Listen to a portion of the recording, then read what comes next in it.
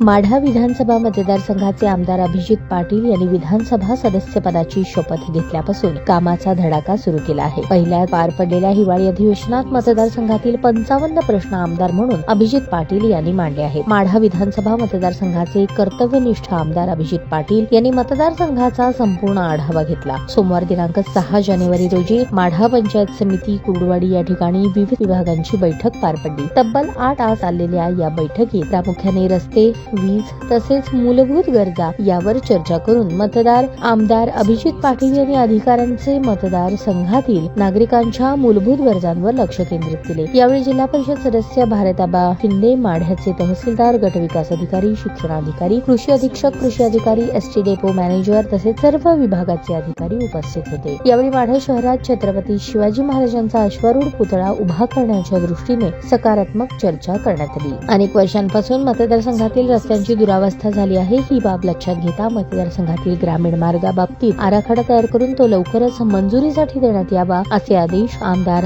अभिजित पाटील यांच्या वतीने संबंधित विभागाला देण्यात आले। शिक्षणाचा पाया मजबूत करण्यासाठी मतदारसंघात अंगणवाडी उभारण्यासाठी जागा उपलब्ध करून त्या ठिकाणी नवीन अंगणवाडीच्या कामाला सुरुवात करण्याचे संबंधितांना आदेश देण्यात आले। सीना माढा प्रकल्पातून येणारे पाणी हे शेवटच्या घटकांपर्यंत पोहोचण्यासाठी उपाययोजना करण्याबाबत संबंधितांबरोबर सकारात्मक चर्चा करण्यात आली। निवडणुकीदरम्यान मतदारसंघातील नागरिकांना दिलेला शब्द पाळण्यासाठी अहोरात्र प्रयत्न करताना आमदार अभिजित पाटील दिसत आहेत। तब्बल 8 तास चाललेल्या बैठकीत त्यांनी मतदारसंघाचा संपूर्ण आढावा घेतला।